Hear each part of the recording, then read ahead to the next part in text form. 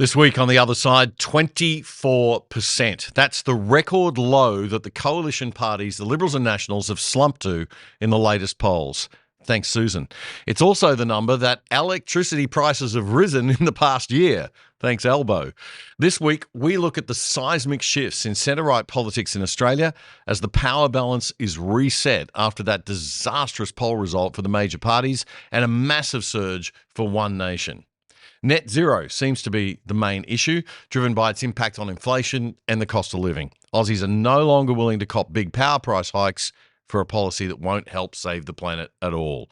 And while Pauline Hanson is in Florida enjoying her new status she's worked for years to achieve, I'll be joined in the studio by three men who think the solution can still come from within the coalition parties if the Libs and Nats are prepared to make massive change. The party elders who have had enough and who've decided to do something about it will join us. It's an important one this week.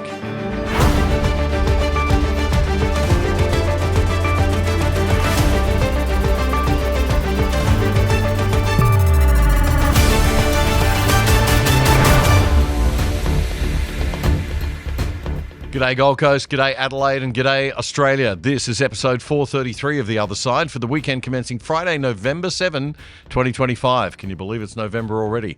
The Other Side is your deep dive on the important issues that matter in Australia and that affect us from around the world from a different non-left-wing perspective. We always declare our bias right up front so you know what lens we're viewing things from. We're a news commentary show. We are centre-right politically. We exist to counter what we see as heavy centre-left bias in the Australian mainstream media, to bring you the other side of debates you may not even hear on mainstream channels. And we always try to keep it real and give you the data and facts behind the stories we cover. New data came out in Parliament on Thursday showing that the Albanese-Chalmers government has increased spending on federal public servants by 8.6% in the past year, from just under $37.5 billion to nearly $41 billion. Yay, just what Australia needs. More workers on the public purse and fewer in the private economy to pay for them with their taxes. Inflation is through the roof, and this is why. The number one reason for inflation is a lack of fiscal discipline. That means governments are just spending too much, getting us into more and more debt and reducing the value of the Aussie dollar by printing more of it, both literally and figuratively. You want to see how much our dollar has plummeted? You think you've got more wealth because your house value just went up a few $100,000 Aussie dollars? No, you haven't. All that's happened is that the value of the Aussie dollar has gone down. Thanks to the clowns in Canberra who can't run anything on a budget, and we, the people, who keep letting them get away with it and voting for them. Australia's population growth for the year was 1.6%. So why is the public service growing at 5 times that rate? You roll in state governments, and we've now got a public payroll of $250 billion, $250 billion. That's 386,000 public servants federally, 1.99 million across all the state governments, and another 200,000 in local government. Now, we need frontline, hardworking public servants. I'm not criticising them. But we need a hell of a lot fewer bureaucrats and unproductive time wasters and meddlers who make those frontline people's jobs harder, not easier. Do you know how many full-time workers there are in total in this country? Only 10 million. Almost 30 million people in the nation, but only 10 million work full-time, and more than a quarter of those are public servants, 2.6 million on the public purse. Some of them necessary, some of them not. And we wonder why, as a nation, we've got a productivity problem. And everything else, all our other problems, housing crisis, everything, stems from that productivity problem. Inflation, high interest rates, cost of housing, cost of living, everything. The first thing we have got to do, whether we like it or not, is to stop punishing politicians who say they're going to cut the public service. We've got to start voting for those guys instead. God knows, to get elected, they've got to win against a 2.6 million vote disadvantage that they're starting from, right? Because the public servants aren't voting for any politician that says they're going to cut the public service. This is how government just keeps growing and growing and growing and growing itself. And we are in big trouble. Is there any way out of this spiral of bigger and bigger government? The left-wing Australian elites are freaking out over the fact that ordinary Aussies appear to have woken up to the net zero scam. With energy prices rising 24% year on year and more to come as government subsidies are relaxed in coming months, the great majority of Australian people are now thinking twice about why a country as small as ours is bothering with net zero at all. We can have no impact whatsoever on climate change from down here while India and China continue to build more and more coal-fired power stations and have billions of mouths that they've simply got to feed. Some pretty credentialed experts are even questioning the so-called settled science of the climate change narrative. But even if you believe climate change is caused by CO2 levels and can somehow be controlled, and that higher CO2 levels are anywhere near the risk that we first thought they were, there's a growing feeling that the cost of a mad rush to net zero for a country as small as we are just isn't worth it. People are waking up, they're feeling the pinch in their electricity bills, and they don't like it. So the green elites, the teals, Climate 200, the big rich lobby group that funds the teals, the Labor Party, Energy Minister Chris Bowen, and Climate 200 founder Simon Holmes-A-Court himself have all been on a frenzy of panic PR campaigns this week to get their side of the argument out in the media as the Liberal Party considers joining the Nationals in pretty much ditching net zero as policy. The scaremongering was in full swing this week. Former Environment Minister Tanya Plibersek went on Sky News and called the Nationals extremists for scrapping net zero, with a bizarre claim that country people are the ones who benefit most from the net zero transition. Okay. Climate 200 founder Simon Holmes-A-Court wrote an editorial in The Australian saying that he'll use Liberal Party backtracking on the climate policies to directly attack candidates in vulnerable seats. Watch out. Lots of people have lots of money tied up in the renewables industry. Billions of dollars of capital awaits projects to invest in. They don't care if there's no reliable baseload power in Australia. They just want to sell their stuff to you. They don't care if we have brownouts and blackouts because we're transitioning too fast. They don't care about the 24% hike to your power bills. They don't care about the fact that we won't be able to manufacture anything at competitive prices because the cost of energy will prevent factories being set up because they won't be economically viable. They don't care about the impact on jobs for our kids. They don't care about what it does to the economy overall when energy prices are high, how it increases the cost of everything at the supermarket, and how that affects poor people. They just want the gravy train of the massive renewables industry to keep on rolling along. Even all the big business groups are backing net zero because they care about big business, big banks, big finance, big industry, and big government contracts. They don't give a stuff about small and medium-sized business. To her credit, Susan Lee seems to be pushing back a bit on this mountain of PR pressure, telling ABC Radio that she's always said we cannot have net zero at any cost. Quote, I said on day one of my leadership, I'll say it 6 months later, she said. The one thing that people are telling us as members of the opposition travel around the country is how difficult it is to meet the 40% increase in energy costs that they're experiencing under this Labor government. She's dead right, and she needs to stand her ground on behalf of working Aussie families and small business and ignore the massive onslaught PR campaigns and the self-interested billionaires that are backing them. Matt Canavan and Barnaby Joyce have led the push against net zero within the National Party. It's been a fight against their own fellow party members, a fight against their coalition partners in the Liberal Party, and of course, not to mention Labor, Teals, Greens and the left. Barnaby has even threatened to quit the party room over it in recent weeks. He's played footsies with Pauline Hanson, a jump to One Nation being touted, but he remains a member of the Nationals at this point, playing his cards close to his chest, he says. Or so he said as he fronted up to a grilling from Channel 9's Today Show host Carl Stefanovic. Look at what you've done. You bluster and you belch and you blow up the coalition. Yeah, don't know whether I've done that, Carl, but thanks for the cue. Look, the whole thing about net zero, the reason it is incredibly bad is because what it is doing to our nation, deindustrialising our nation, putting the poor into poverty, putting them out of their house, destroying farmland, all this swindle, capacity investment schemes, secret agreements, which you guys should get under the bonnet of and find out exactly how much money is going to whom and why, what's behind it. And, of course, power prices through the roof and smashing costs of living. So that's the cue, Carl, where it all starts. And Matt Canavan's been working for so long on this. Yeah. And I've got the private members bill going, and that sort of got more momentum with Nats and Libs as part of that team dealing with that. Then, of course, that's the reality. People see the One Nation vote climbing up. And then the Nats were working towards a position on net zero and got to it. And now we want the Liberal Party to get to a position, hopefully have a coalition position.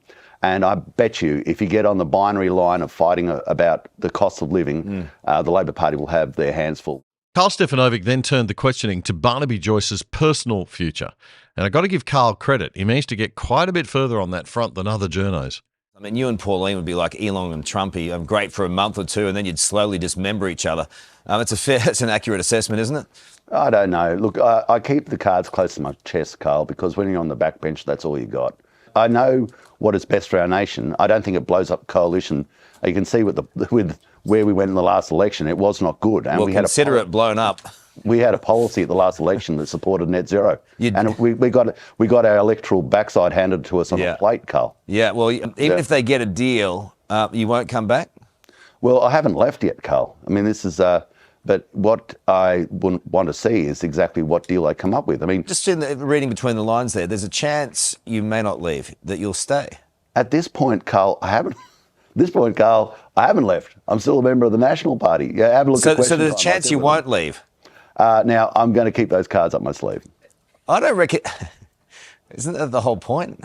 That's how Carl. When they know what you got, you're going to get nothing. I tell you that much, mate. That's how this joint works. All right, so you're not going to leave. I mean, Barnaby. I mean, what's good for the country? What's good for the Nats? If they do a deal, Barnaby Joyce stays. Mission accomplished.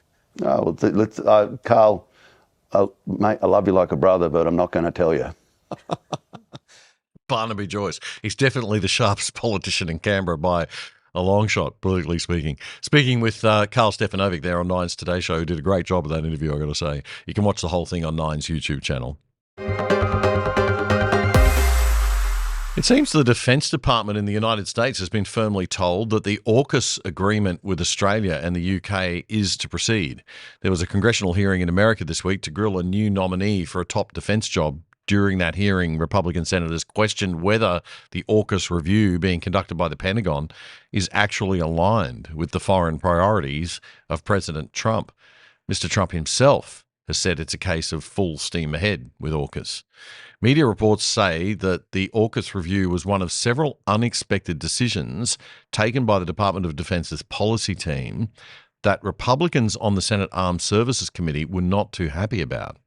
Republican Senator Tom Cotton said news of the AUKUS review had appeared to catch, quote, many of our friends in the UK and Australia by surprise, and that it even caught administration officials in the US by surprise. So Cotton asked point blank if the Pentagon was full steam ahead on AUKUS, using the words of the president during his meeting with Anthony Albanese. The candidate for the second top policy job at the Pentagon, who was at the hearing, gave two assurances that the AUKUS agreement was not in jeopardy, saying the president was clear that we're moving forward with AUKUS. The Republican senators said it seemed some of the big decisions coming out of the Pentagon were undermining what the president was trying to get done. The Undersecretary for Defense for Policy, who's known to dislike AUKUS and is the guy who ordered the review, is a little too hard to get a hold of. It seems like a rift has emerged between parts of the Pentagon and the foreign agenda of the president himself. And one senator said that the situation must improve if America is to craft the best defence policy. SmartKits Australia is a leading supplier of prefabricated home improvement kits, so you can do it yourself, save money and hassle. SmartKits Australia is the easiest way to improve your home and build memories that last forever. Buy online, customize your way, get it built. That's the SmartKits way. Decks, patios, pergolas, flyover roofs, carports, and insulated roofing, all prefabricated, fully engineered, and delivered anywhere in Australia. You can choose from hundreds of pre-designed SmartKits on their website, or you can go custom with SmartKits' in-house design team. Every kit is engineered tough, packed smart, and delivered free anywhere in Australia. And don't worry if you're not so handy. If you need it installed, they can do that too. Their licensed builder network can get you started even faster. It's up to you. So save thousands on your own 100% Australian-made smart kit. Build your own outdoor lifestyles with SmartKits Australia. SmartKits.com.au, a proud sponsor of The Other Side.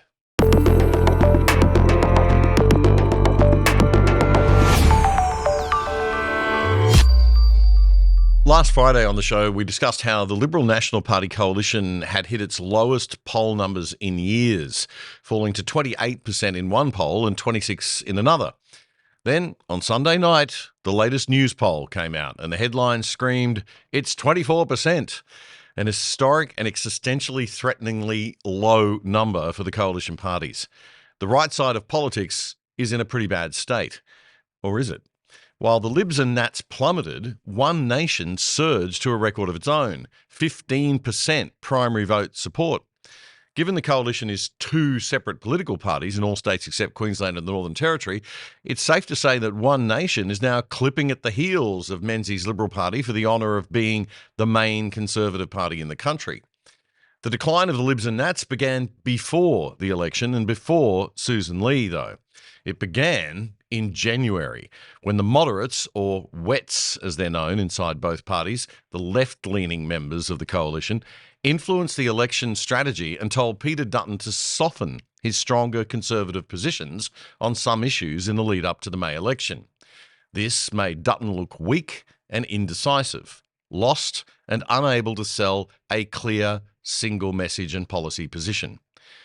There is no centre ground on many issues. Some things are just black and white and right and wrong. Not putting a clear position makes you seem untrustworthy. And while voters will vote for someone they disagree with on a couple of things, they will never vote for someone whose position they don't know because it isn't clear, or someone they don't trust because they keep flip-flopping. So Dutton lost his lead he had in December. He was looking like he was going to win the thing. But by the election, it was game over for the coalition. Instead of learning from this mistake, the powers that be inside the party doubled down on it, appointing an even more moderate and centre-left-leaning leader as the power brokers from that faction took even more control. Since then, it's been a sinking ship, poll numbers declining rapidly throughout the year to the current historically low 24% primary vote. But not everyone wants to abandon the party. Some want to stay and fight. Two prominent Liberal National Party elders in Queensland have decided to start their own movement, the Liberal Reform Association. Their website, you can check it out, is at reclaimthedream.com.au, reclaimthedream.com.au.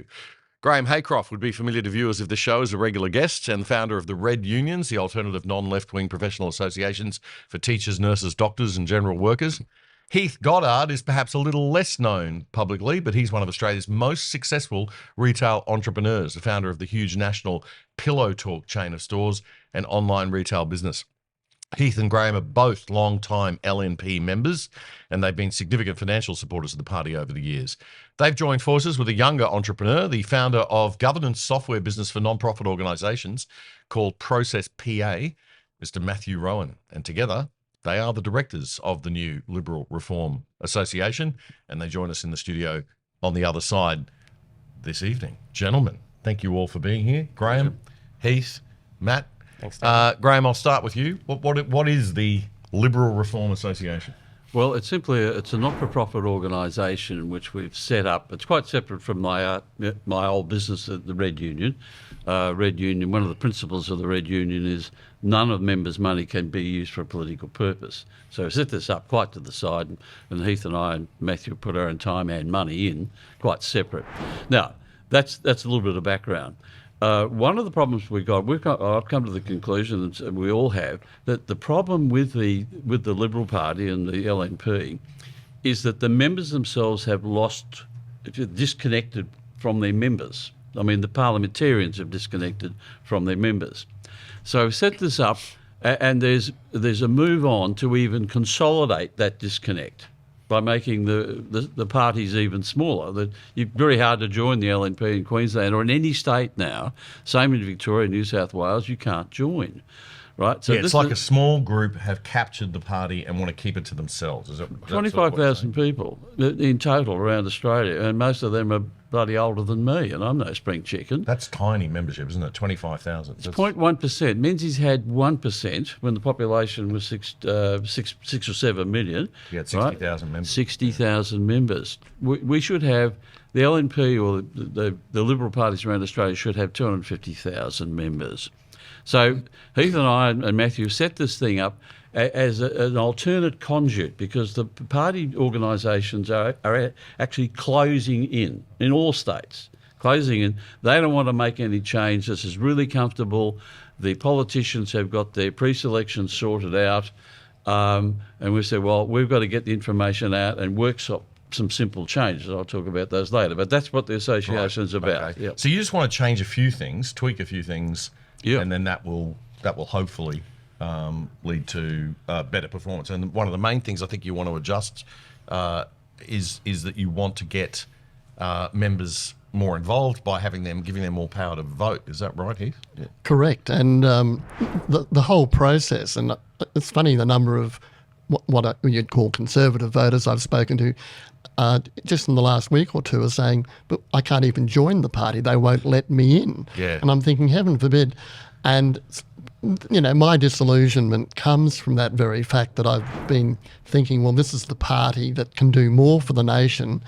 And quite frankly, there's no difference between the current Liberal Party in the main nationally and the voter faced with the option of A or B, Tweedledum or Tweedledee, is staying with Tweedledum, because that's what happened at the last election. And unless we can get people to be involved in the grassroots of thinking and being involved in politics, young people, they're disillusioned, they're disenfranchised completely.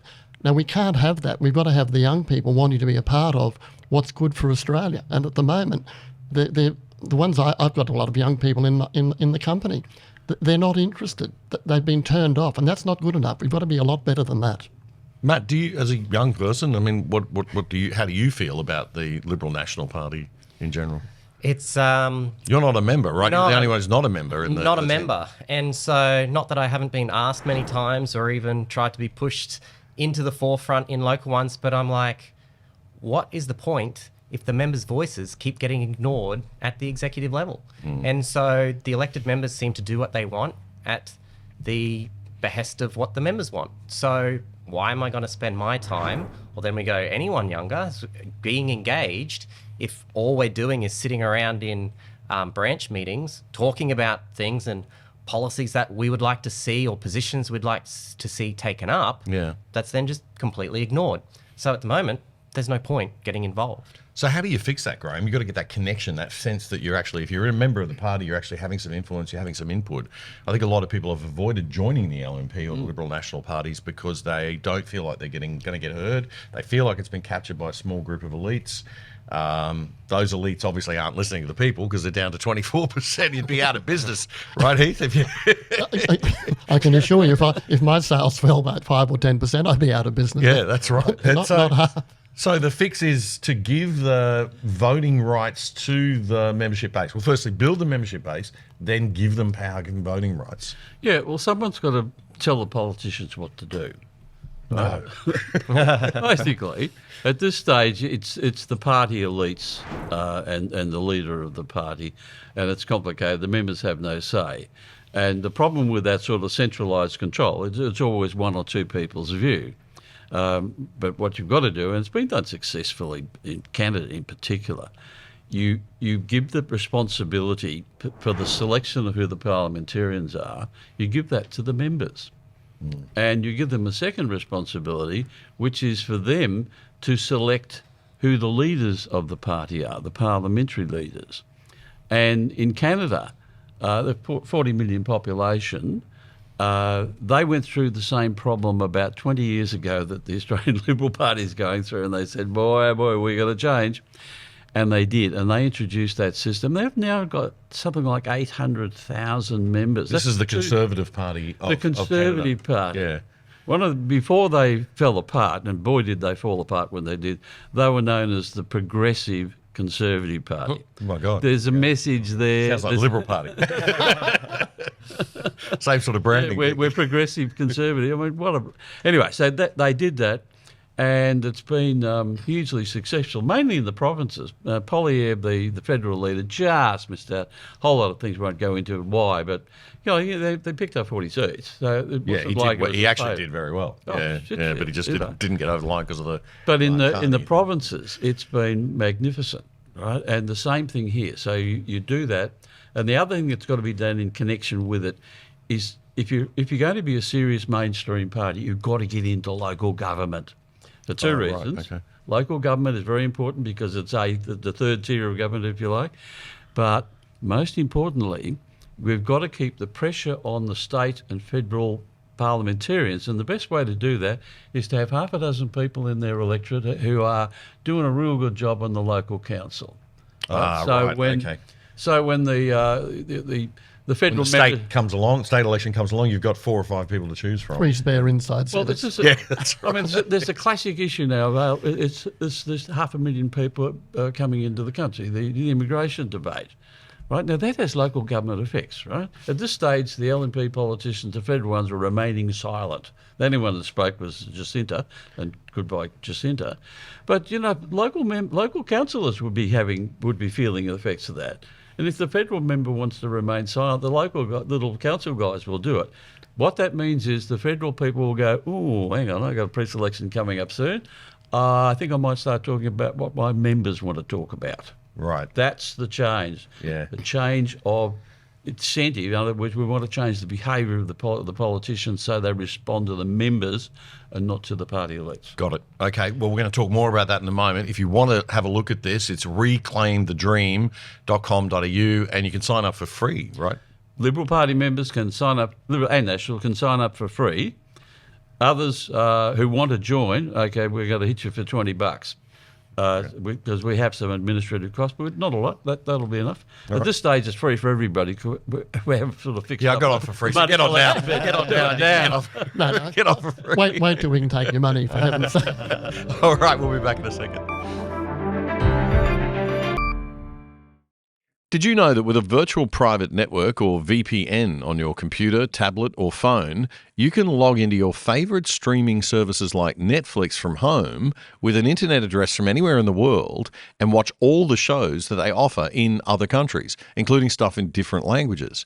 And using a VPN to route all your internet traffic through a third-party server means that big corporations and big government can't spy on you. If you sign up now with private internet access, we think they're the best VPN servers out there. As a viewer of the other side, you can get 83% off the price of your subscription and get online for less than $3 a month. Check it out right now. Go to piavpn.com/other side. That's piavpn.com/other side. It's a great service, a rock bottom price, and supporting our sponsor, you are helping to keep the other side going and growing.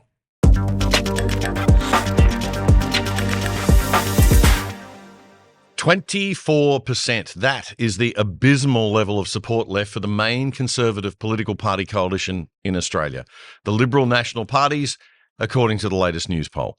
People are fleeing to more conservative alternatives like One Nation and Jared Rennick's People's First Party, and the Libertarians are gaining support too a little bit. But not everyone wants to abandon the old parties. Some want to stay and fight. 2 prominent Liberal National Party elders in Queensland have decided to start their own movement, the Liberal Reform Association. Their website is at reclaimthedream.com.au. The 3 founding directors join me today in the Other Side studio. Graham Haycroft is one of the directors of this new association. He's the founder of Red Unions, the alternative non-left-wing professional associations. Heath Goddard is perhaps a little less well-known, but he's one of Australia's most successful and largest retail entrepreneurs, the founder of the huge National Pillow Talk chain of stores and online retail businesses. And Heath and Graham are both long-time LNP members, have been big supporters of the party over the years. They've joined forces with a younger entrepreneur, the founder of a governance software business for non-profit organisations called Process PA, Matthew Rowan. Matt, welcome.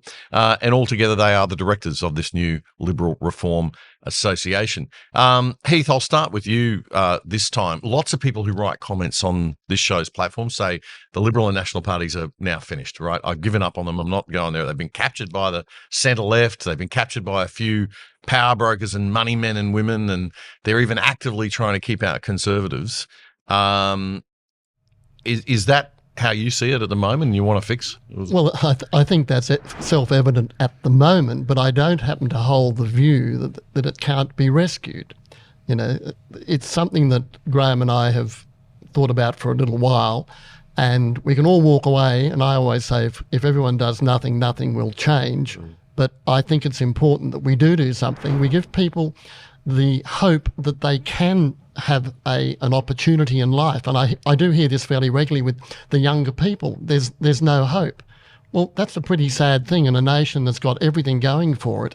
And we've got a Conservative Party that doesn't have the courage to stand up and put the alternative views and the facts. There's a lot of facts out there that are not shown. And I think if people were appraised of the facts that I'm going to use the word, how badly they've been lied to, and not shown the leadership, and that goes back to I'm going to use the old tired word, mainstream media, the governing politicians, and all of these things feed into a feeling of hopelessness with young people. Well, I'd like to see, along with Graham, set up something with everyone around this table that we can do something and we can get people back into the mainstream of life and give them the opportunity to do something about it. But they've got to want to do it. You've set up one of the country's biggest businesses from scratch by yourself over the years. No, I must correct you on that.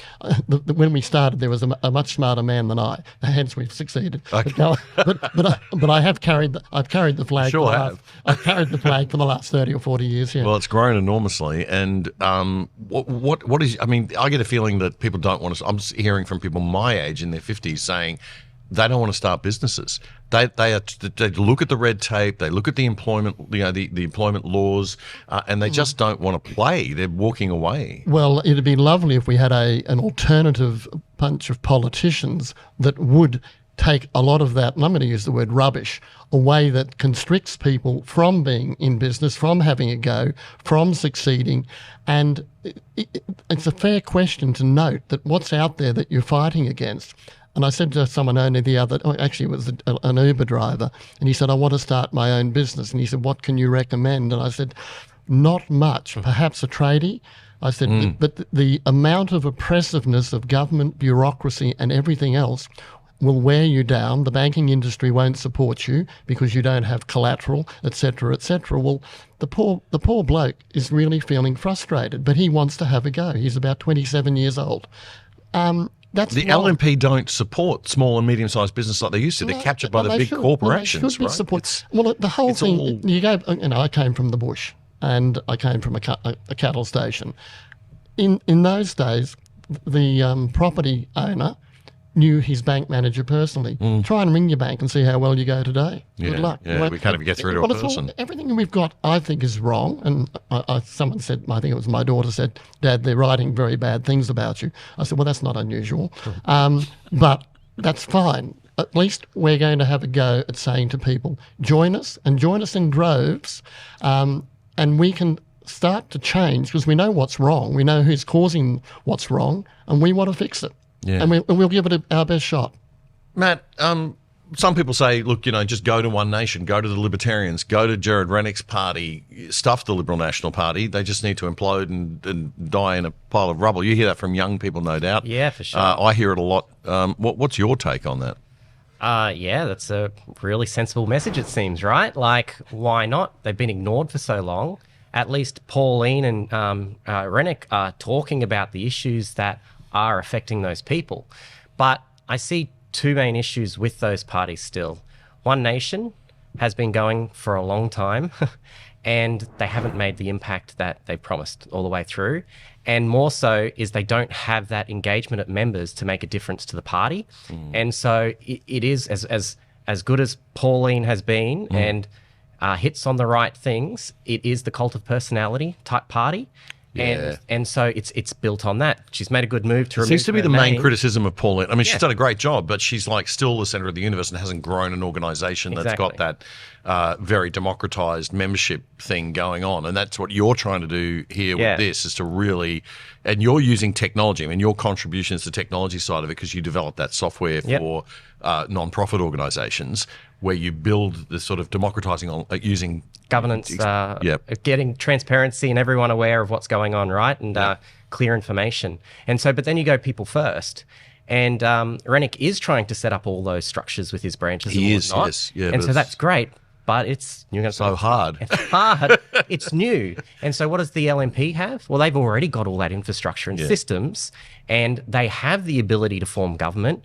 I don't think One Nation or People First do anytime soon, unfortunately. And so there are problems with the Liberal Party, obviously, which we want to fix, but with the small tweaks and the system that's already there, I think that can make a difference. And then on the aspect of to access to media, is Pauline is immediately dismissed as right-wing nutjob or whatever by so many people, and that's been pushed since I was a kid. It's like, that's crazy Pauline, until you actually listen to what she says, but that's the messaging that's always around her. Yes, he's got that image, that hangover so it's just of that old... totally ignored, and so is Rennick now. So they don't get the in-access to the mainstream as such, whereas the Liberal Party does still, at least. Yeah. So those organisations and systems is what we think gives it the advantage. We just need more participation. Graham, one of the things you want to look at is the incentives, right? I mean, politicians are not incentivised the right way now. And of course, as we all know from business, if you don't set the incentives up right, you don't get the right responses and reactions and people acting the way that they should. Just quickly, if you can, tell us what the essence of that is that you're trying to fix.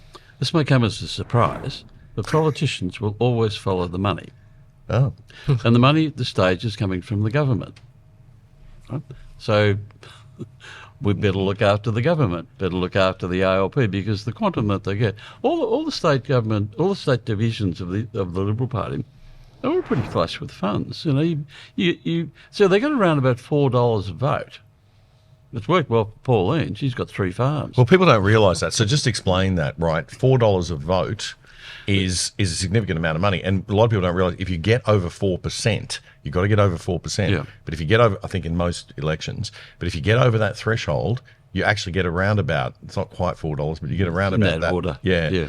Per vote. And that's a big plus, or a big sort of weighted advantage to the major parties over a smaller independents or people who want to have a go. Yes. So another advantage. But you're saying that money isn't going where it should be, or isn't incentivising what it should be incentivising. Well, when you've got a source of money, you no longer need corporate donors. You no longer need members to go out and raise money. You've got a source of money. That's why they've disconnected, because they don't have to. We've got. So you become a closed shop. Yeah, because they you don't can. need it anymore. You don't need the people. Because they can. Right. That's human nature. You and I would probably do the same. No. Well, okay. Well, if we weren't well, I wouldn't, but I'm making the bloody point that, if you need money to get re-elected and it's coming from over that way, right? Yeah. And it normally comes from the other way, you go to where it's coming from. And I remember the reason it was introduced initially was to stop politicians being influenced by the source of money. And we thought, well, what could go wrong? We'll get the money from the government. What could possibly go wrong? Yeah. Well, they've just now, the government must be the good guys. So that I don't explains even a think lot of taxpayers behaviour. know about this. The taxpayers are paying for every single vote. A few bucks is going to the political parties so that they can be funded by government. Of course, when they're funded by government, what do? They make government bigger. Exactly. Right? Here's the other killer. The Labor Party actually determines the quantum. Let's say it's about $4. Let's just say it's $4, right? Now, the Labor Party has agreed to that because it wants to have a not very effective opposition, right? So they need funding, okay? And the condition would have been that we'll organise this money for both of us as long as you don't touch our major support source of money, which is the union contributions to the ALP, right? So that's a very important point. And the Labor Party can, it's $4 now, they could easily say, oh, look, I don't think so. The people don't want to do that. We're just going to only agree to $1 a vote. Then the LNP has got no funding at all and no friends. So that cloud is hanging over their head all the time. Right. And that's why that could be an explanation why every policy they adopt is the same as the ALP. So Right. there's no single reason. It's a combination of lots All right. and So lots the of things. fix for this is, you say there's no effective penalty upon them when they don't do what the majority of their party members want them to do. Correct. So they prefer to do nothing. Yes. Which we see a lot, right, from the LNP. We see them just pulling back on stuff, small target. I don't want to engage on these issues. I don't want to do anything. And it's easier to keep my job. It's easier to take a paycheck in opposition. Actually, it might be nice to be in opposition rather than in government for some of them. Oh, much better. So to change their behaviour, you've got to bring in the system that you're proposing, which is the members vote. And if the members, then people will join the party. The power will go back to be democratised to the community. The community of members then vote on who they want in those leadership positions. Yeah, you must have compulsory competitive pre-selections 12 months before every election. Right. For your local council, for your state member, for your federal member, and of course, the LNP actually has competitive pre-selections for senators, but it's all by delegates. The delegate system has to go. That's where instead of the members having a direct vote, they appoint or elect delegates who do the voting on their behalf. Very, very easy to distort totally a delegate system. So the other reform is that the delegate system has got to go. The members have to do everything directly. I don't know what the delegate system is, but I don't want to get into it because it's Okay, a lot of right. detail. But it's a means of removing democracy. One vote, one voting does not exist with the delegate system. Oh, I see. Okay, gotcha. Right. It just gives different groups more power. So you have this huge fighting for delegate positions in the parties to determine who's going to be able to select the senators, for instance. Okay. Right. So, see, this is the thing, right? I mean, a lot of the democracy, a lot of people don't understand is that a lot of our democracy depends on what's already gone on before the election inside the political parties. Exactly. And if you can't get into the political parties and play a role, Rennick it's not a would democratic agree system. with you on that one. Yeah, it's not a democratic system then, is it? Right. yes. All right, we're going to come back in a moment and talk some more about the solutions to this problem.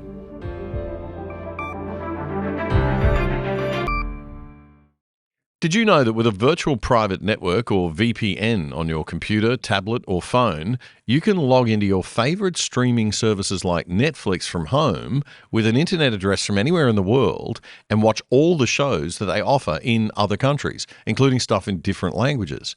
And using a VPN to route all your internet traffic through a third-party server means that big corporations and big government can't spy on you. If you sign up now with private internet access, we think they're the best VPN servers out there, as a viewer of the other side, you can get 83% off the price of your subscription and get online for less than $3 a month. Check it out right now. Go to piavpn.com/other side. That's piavpn.com/other side. It's a great service, a rock bottom price, and supporting our sponsor, you are helping to keep the other side going and growing. You're watching The Other Side with Damien Coorey, Australia's best independent news commentary show, bringing you up to speed on the issues that matter most. Simply subscribe for free on YouTube by hitting the subscribe button and bell, so you'll be notified whenever we post anything. And to really stay in touch, check out our independent website at othersidetv.com.au. You can sign up for free there too, or join the exclusive side and help support our show for less than $5 a month. This is The Other Side. When Robert Menzies launched his new Liberal Party in 1946, he understood how important it was to have a big membership. He had 60,000 members when the population of Australia was roughly 6 million. That was 1% of the population. Using that standard today, the LNP, Liberal and Nationals, should have between 280 and 300,000 members, 1% of the population. Unfortunately, they probably have around a tenth of that. But they don't release the numbers, of course. Experts guess that the Queensland LNP has about 10,000 members with an average age in the mid-70s. New South Wales Liberal Party membership's around 5,000, Victoria 6,000, South Australia 5,000, WA in the order of 3,000, Tasmania maybe 2,000. They're just guesses, but they're expert guesses because we don't have any official numbers coming out of the party. My guests today think that the only way to fix the Liberal Party and its National Party coalition partner is to get the power out of the hands of the small group elites at the centre who seem to be controlling everything and back into the hands of the broader membership base, and to grow the member base first so that it's truly representative. This is the case in Canada, for example, where the party's parliamentary leader, the Conservative Party's parliamentary leader, the man or woman who will contest the election for Prime Minister, is elected by the entire party membership. And unlike the closed-shop Australian Liberal Party, the Canadian Conservative Party has almost 700,000 members. That's a lot compared to what's going on here. Well, two prominent Liberal National Party elders in Queensland have decided to start their own movement, the Liberal Reform Association. The website is at reclaimthedream.com.au. The three founding directors join me today in the Other Side studio. Graham Haycroft, founder of the Red Unions and regular guest on the Other Side. That's the alternative non-left-wing professional associations for teachers and nurses and doctors, and despite the name. Yes. It's more the blue unions, really. Heath Goddard is one of Australia's most successful retail entrepreneurs and founder of the huge national Pillow Talk chain of stores, an online business. And Heath and Graham are both long-time LNP members. They've joined forces with a younger software engineer, the founder of governance software business Process PA, Mr. Matthew Rowan. Gentlemen, we've talked a little bit about in the previous sections about the incentives.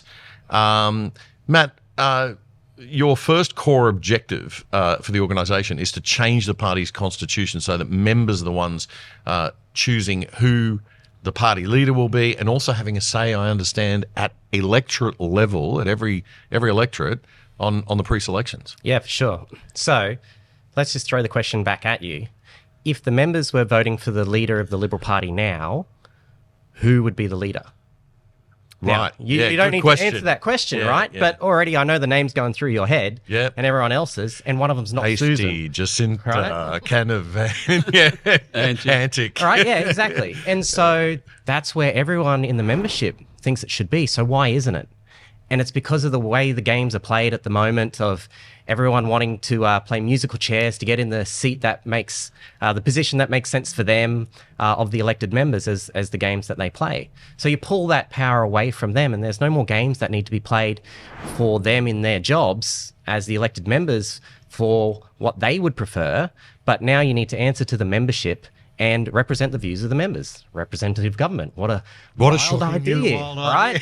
So that's all we're saying. It's like, you are responsible to the members who put you in that place, and so then you'll have to go with the view of the members. And so you run that right down to every election at pre-selection, very much like the primarying system in the America, US as well, right? And so, like if you look at the work Charlie Kirk did on mobilizing lots of young men, typically it ended up being, is they really worked at that, as you said, before the election aspect of who is going to be the representative in the parties, and really working at that. So who is actually going to represent our views best? Yeah. You put that back to the members, you get members engaged, and then we can start talking about politics and actually making an effect. Right. And at least we'll know what people are thinking. I mean, we sit here, and of course, through our heads, it's Jacinta Price, Alex Antic, Matt Canavan, Andrew Hasty. Right, we're leaning towards the more conservative. Heath, you've been around for a while. Do you reckon? A little bit longer than me. Couple of days. Not too much. But do you reckon that most Australians nowadays think like we do, or has the country really swung to the left? Do you think? I worry about this. Yeah. Well, some voting says it has, others say nay. I'm of the view that there is a hardcore left structure, 25-30%.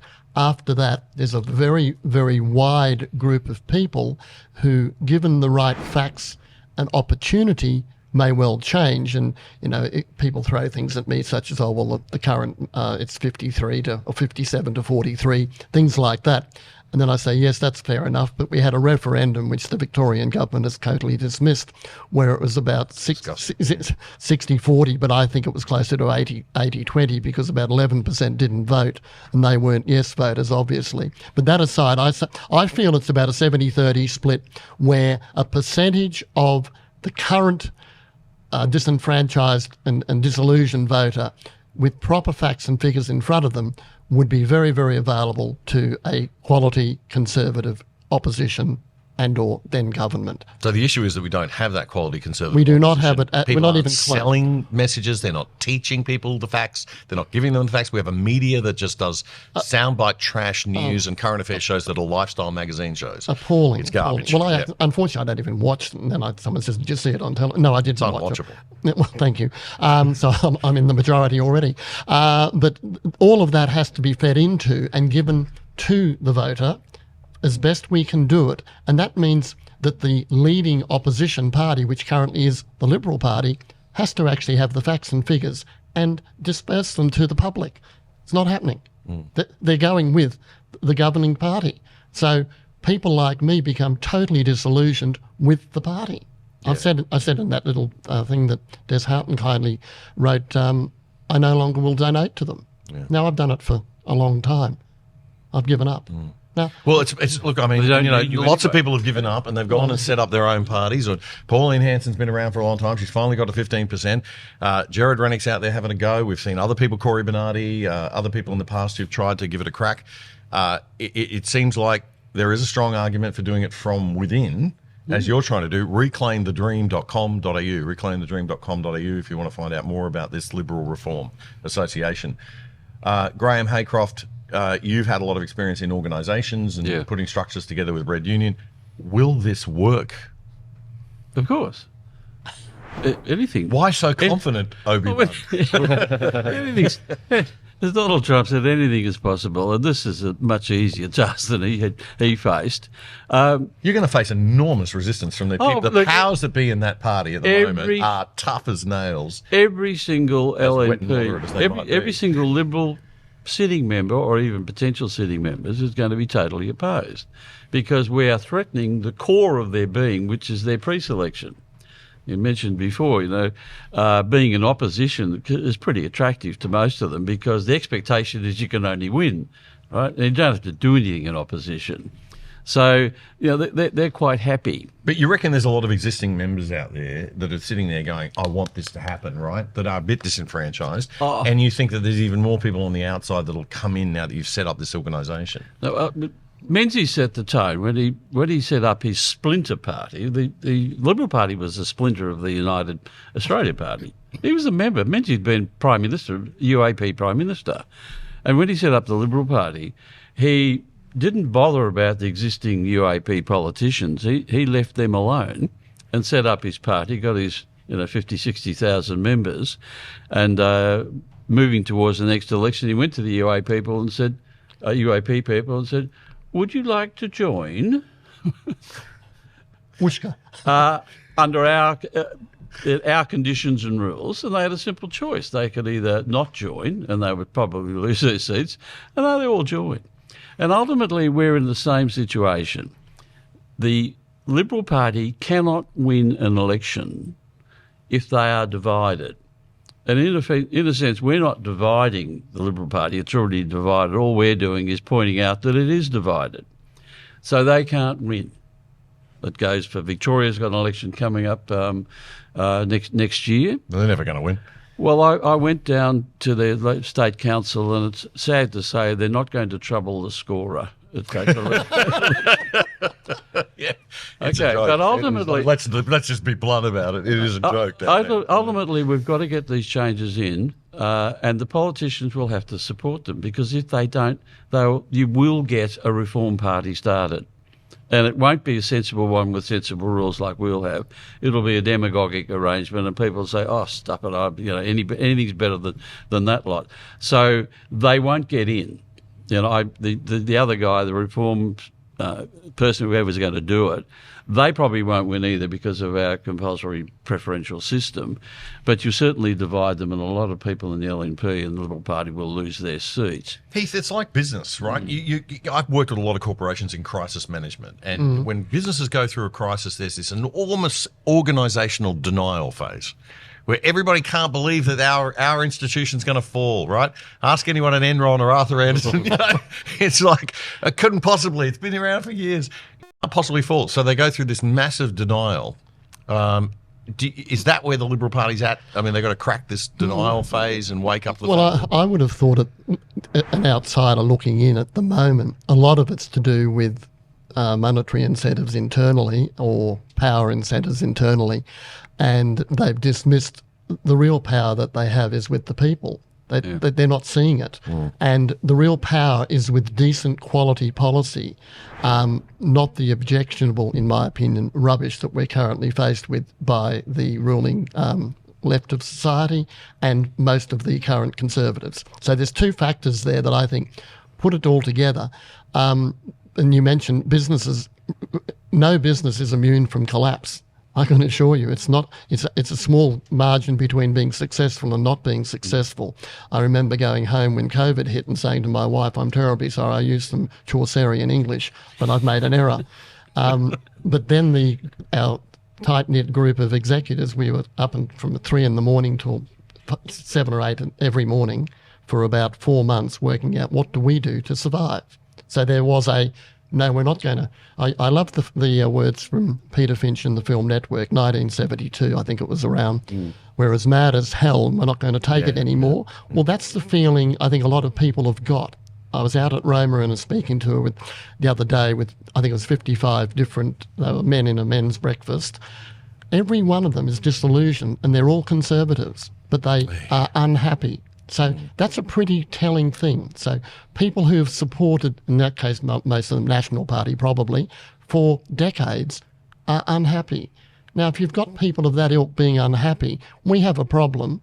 Graham and I and Matthew have a solution, we believe, but we're going to need a lot of support, and we're going to want people to join us, young, old, anything.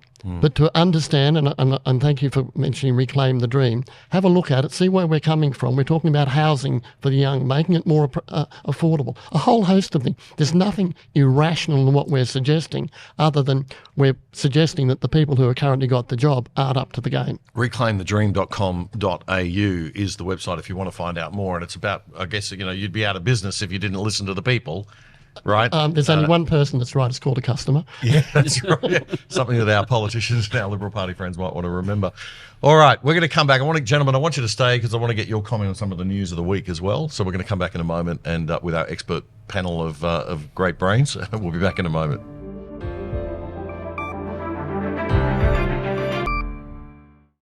If you like The Other Side, one of the best ways you can support us is by signing up for the products of our sponsors. And one of our best sponsors is PIA VPN, the virtual private network that stops people spying on your internet activity. It'll keep you and your family truly safe from the prying eyes of big governments and corporations without slowing down your internet speeds. And you can watch Netflix or other streaming services using your regular accounts with them as if you're viewing from any country in the world. You can sign up for less than $3 a month and get a whopping 83% off the normal price. Just go to piavpn.com/otherside to sign up and you'll get the discount. And you'll get more info on those special deals if you check it out. That's piavpn.com/otherside.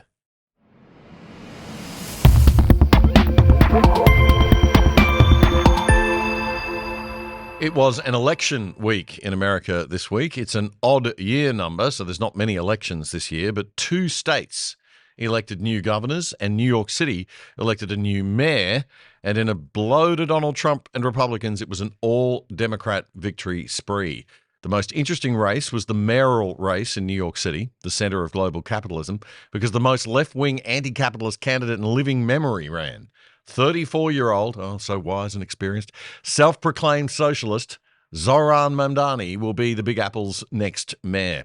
He even beat another older Democrat who's less radically left-wing, Andrew Cuomo, the former governor of New York State. He couldn't win. His own father was also the governor. Mamdani's acceptance speech was full of lovely-sounding left-wing Obama-Kamala-style rhetoric about how much they care about the little people and how things like housing and transport are just going to be miraculously made affordable by his new socialist city government with the wave of his magic wand, showing the usual appalling lack of understanding of how basic economics really works, and typical, unfortunately, of left-wing inner-city kids of his generation. But as far as selling the cheery left-wing feel-good slogans and catchphrases about the class struggle between rich and poor that the left have been using for about 150 years goes, this bloke is a master performer. Not since the schmoozing charm and good looks of Barack Obama have we seen a salesman of the poison of socialism who is this skilled and manipulative. I'm going to play you around 2 minutes. It's a long clip, this one, but really worth watching. Just check out the messaging. It's all about the feels, nothing rational that makes any actual economic sense, just some classic, rich bastards have eaten all the pies and taken advantage of you stuff that the people on the left love and lap up stupidly. Someone's taking advantage of you, all right, folks. It's this guy. Watch. For as long as we can remember, the working people of New York have been told by the wealthy and the well-connected that power does not belong in their hands. Fingers bruised from lifting boxes on the warehouse floor, palms calloused from delivery bike handlebars, knuckles scarred with kitchen burns. These are not hands that have been allowed to hold power. And yet, over the last 12 months, you have dared to reach for something greater. I wish Andrew Cuomo only the best in private life. But let tonight be the final time I utter his name as we turn the page on a politics that abandons the many and answers only to the few.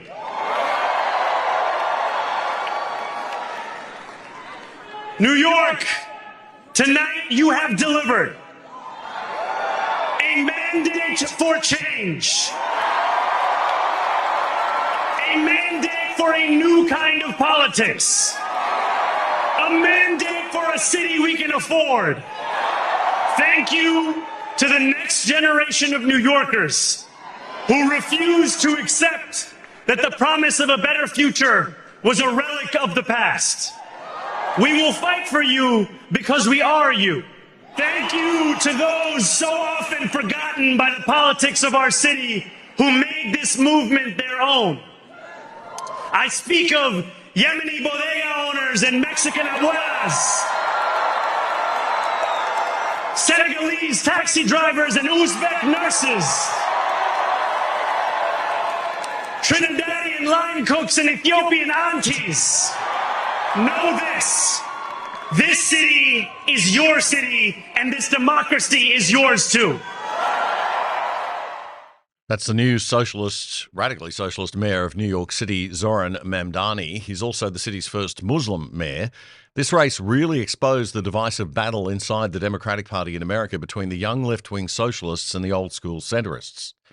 Meanwhile, in the two state elections in New Jersey state, which neighbours New York, Democratic candidate Mikey Sherrill beat a businessman who was heavily backed by Donald Trump to hold the state for the Democrats. And in Virginia, a state near Washington, D.C., Democratic candidate Abigail Spanberger won over the Republicans there to take that state back for the Democrats. All not good news for President Trump. Former President Barack Obama rallied support for both of those new Democrat governors. And he said after their wins, we've still got plenty of work to do, but the future looks a little brighter.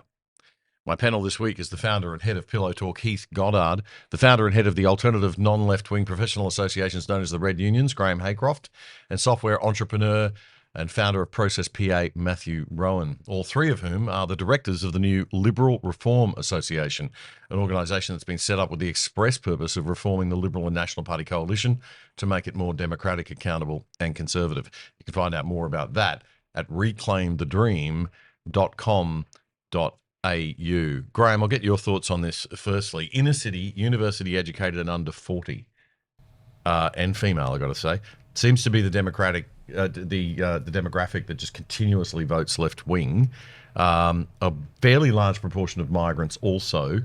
How similar do you see Australia to what's happening in the United States there in terms of where conservative thinking is going? Oh, very similar. By crikey, that guy's good, isn't he? He's bloody good. Gee, that's the only one in the world that's sort of in the same range is that guy from Argentina. What's his name? Javier Milei. Milei, yeah. Yeah, But, but he's on the other side of politics, of course. Yeah, It's not about control. But It's we about haven't seen that exactly sort of that sort of oratory really for a long time. I can't remember in Australia if we had anybody. haven't asked Probably me. Billy Hughes. Billy Hughes was a great orator, but they didn't record his stuff. Now, I think we're very similar to the US. And what's important about the US, although New York's probably not a good example overall, is that the young people have listened to Trump's message, which is a message of hope. I mean, young people don't want to know that their country is bad and there's no hope. And Trump's been very, very successful in building their hopes and explaining how great the country would be. And Charlie Kirk was a great messenger of that over there. This is the challenge, though. The right's got to learn to do that. The right's got to learn to sell those emotional messages, because that delivery, although he did get criticised for that speech, by the way, a lot of people on the left were saying it was showing normally in interviews he's much warmer and softer, and they said he came across as too hard. It was like the wolf coming out from the sheep's clothing after he had a win, as if that's a surprise. And they were saying he looked too harsh and wasn't polite enough to his opponents, and he was.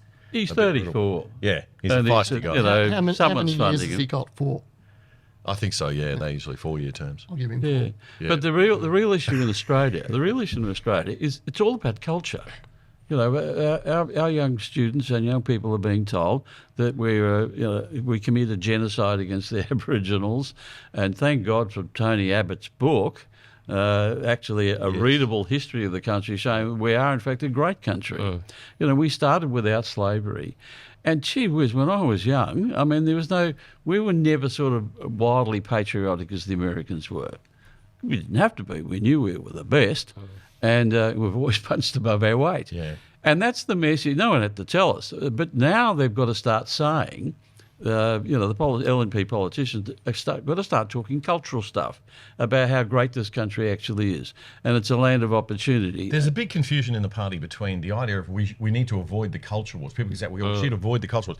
No, what they're getting mixed up with is we should avoid letting the left set the agenda on culture. So true. We should avoid letting the left set what woke is that we talk about, but we've got to engage in culture. We've got to talk about our culture. We've got to build a bit of a cultural vision, Matt. For sure. And so how do you do that when all my time growing up, I'm told you don't talk about 1 and 2 in good company, which is religion and politics, right? Yeah. That's always been what we've been told. So no one knows how to engage in these really important topics. And so I don't know why that's been a saying for so long. And it's like, even if I try and engage in that, it's like, just stop it. And it's like, but it's so important. And if we're not talking about it and not looking at how the effects of that run and what has been done in the past to get to where we are, well, then we're just rudderless, drifting along. Heath, I'm going to come to you in a second. I just want to show this quickly, these statistics. Let's look at the demographic breakdown in those 3 US elections that happened this week. This particular ex-account's a left-wing independent media person, Rachel Jen Freezer, her name is.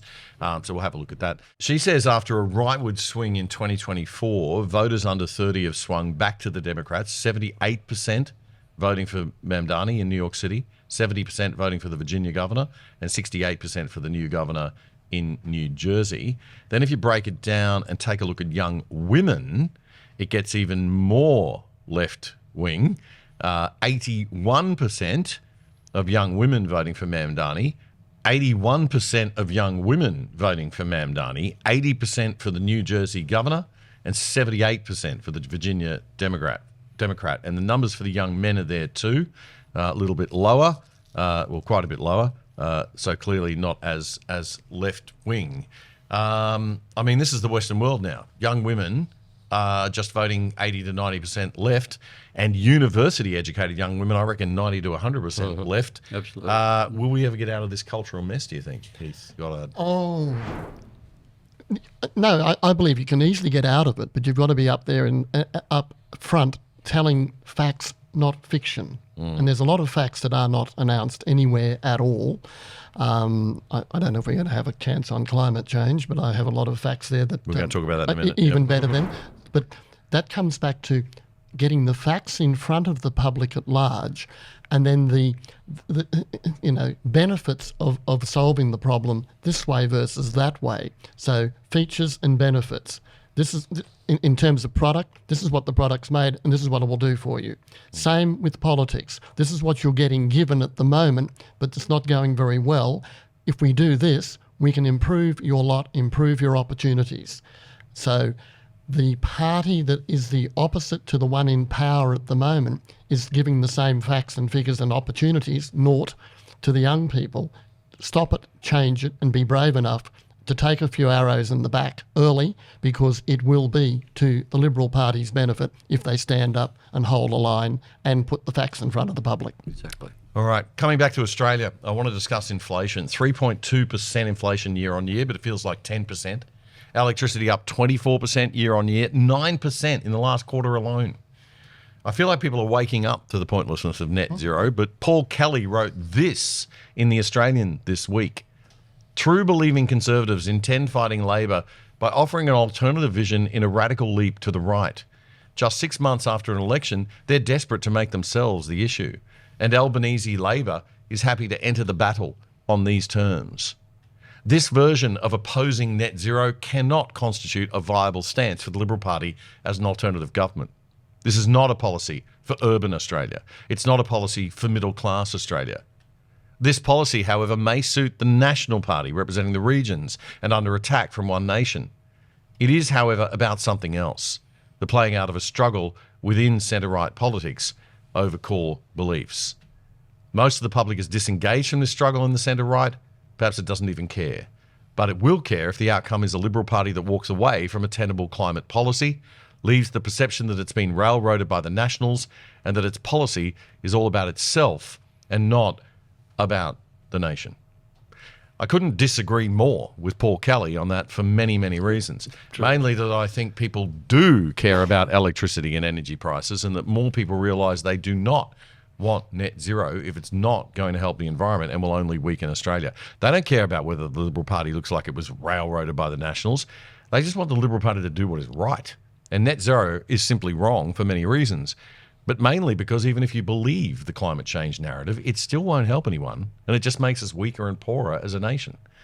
I want to get our panel's thoughts on this, because climate and net zero are core to left-wing policies and support, and core to the Liberal moderates and teals. And so it's quite a big part of the split on the right side of politics that Labor and the Greens want to keep fueling. Graham Haycraft, what are your thoughts on Paul Kelly's comments there? I agree with you about Paul Kelly. I think he's just creating a sort of a narrative which I'm pretty sure doesn't exist anywhere.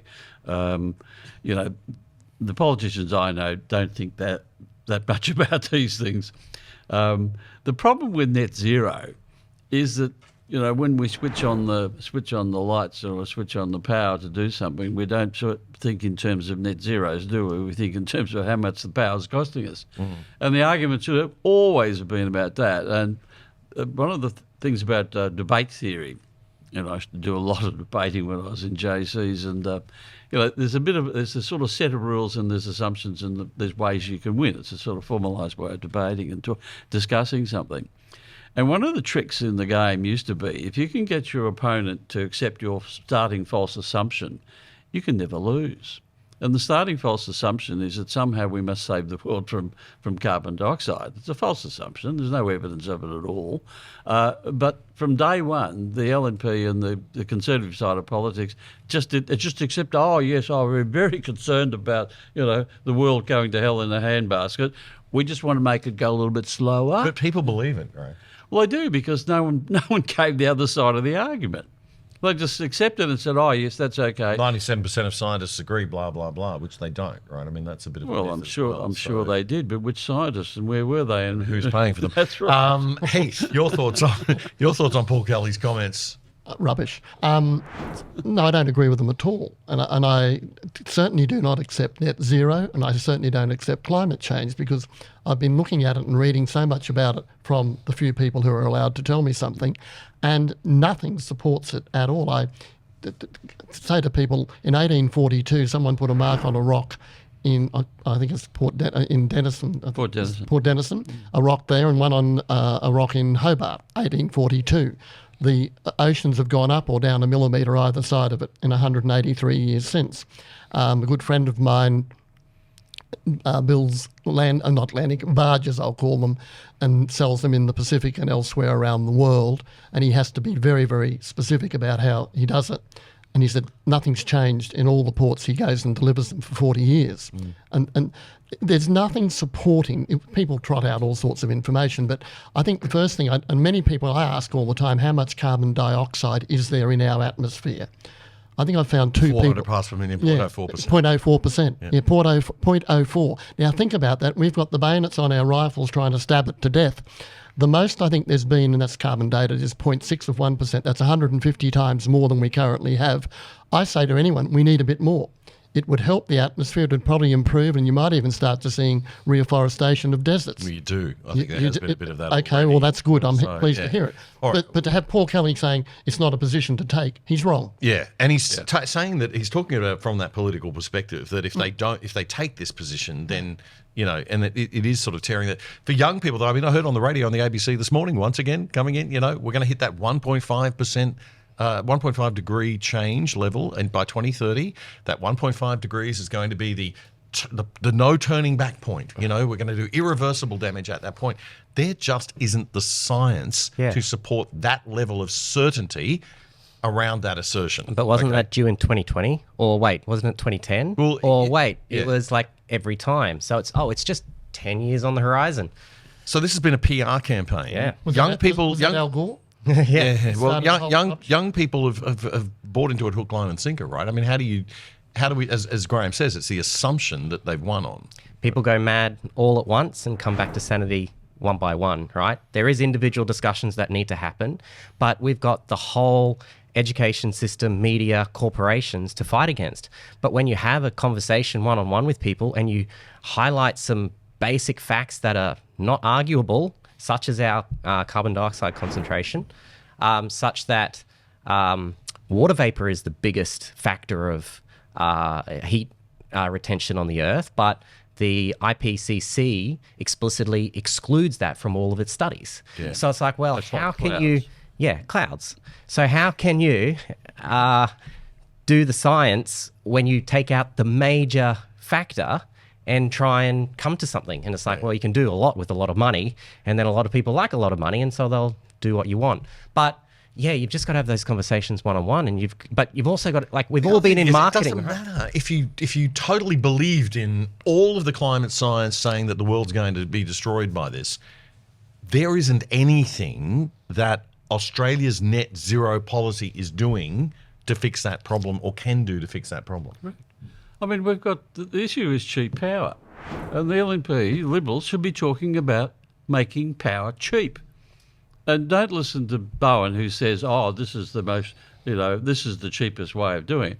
That is rubbish. Of course, it's cheap between 11 and 2, but any other time it's far more expensive by So spades. unpopular, right? Albanese's unpopular. Plibersek is unpopular.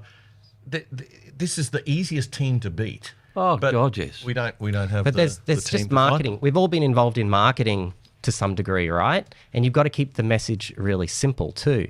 So when we go, it's the cheapest form of power, but they'll say, oh, but solar and wind is free. And it's like, okay, but let's then pull that back. Let's not look at all the crazy middle markets and how all these power prices run and whatnot. Let's look at the price you pay at the house, right? And anywhere in the world where they've gone into solar or wind heavily, the price goes up for what the consumer pays overall. So you can play your games and get into that detail, but it doesn't work. Mamdani's messaging, right? It's just so warm and fuzzy, Oh, and this is brilliant, what we've got to learn to the Liberal National Party have got to learn to do, is to fight and to deliver these messages and play that emotional game, deliver those, get the message right, deliver it about the things that people care about, which is the cost of energy. and get out there and sell it properly, but we just don't have the talent. We don't have the talent because we don't have the members in power, and that's what you guys are trying to do with the Liberal Reform Association. Thank you very much. Yes, we are. And when you said, can we do it, and I always think of the Wright brothers. They were told they couldn't fly, but no one told them on the morning of. There they you did. go. And There you and it's go. always the case, if you don't have a crack, you'll find you can't. But if you do have a crack, you might find you can. And the three blokes sitting here today want to have a crack because it's important. And I say for not just my children, but all of our grandchildren. And it is imperative that we get it right. People join us and say, we're in for the ride. We want to fix it. Very good, sir. Thank you very much. Reclaimthedream.com.au to find out more about the Liberal Reform Association, which is an organisation trying to build, to grow, to get the membership back in control of the major conservative parties in this country, the Liberal and National parties, the LNP as well. Gentlemen, thank you very much for your time. Thanks for being here. Matthew, thank you so much. Heath Goddard, thank you very much. And my good friend, Graham Indeed. Haycroft, great to see you once again. Pleased to be here. Love to have you back on the show sometime soon. Thanks, gentlemen. Cheers. Thanks, Dan. Back in a second. And that is all for this episode of The Other Side, your analysis of the best news and commentary without the woke. We'll be back with episode 434 next Friday, November 14. And clips from this show will be dropping throughout the week as usual on our YouTube, X and Rumble channels. If you like what you see, please do support us. We're a voluntarily viewer-supported show. There are now two ways to support us financially. One is to go to our website at othersidetv.com.au and sign up to the exclusive side for less than $5 a month. Or you can now subscribe right on YouTube itself, if that's where you watch, by simply pressing the join button beside the subscribe button down below. It's that easy. The QR code at the bottom of the screen will take you to our website to sign up. Then YouTube doesn't take a cut, but it's your call. I'm Damien Curry. We'll see you next week. Bye for now. The Other Side with Damien Coorey is Australia's best independent news commentary show, bringing you up to speed on the issues that matter most. Simply subscribe for free on YouTube by hitting the subscribe button and bell, so you'll be notified whenever we post anything. And to really stay in touch, check out our independent website at othersidetv.com.au. You can sign up for free there too, or join the exclusive side and help support our show for less than $5 a month.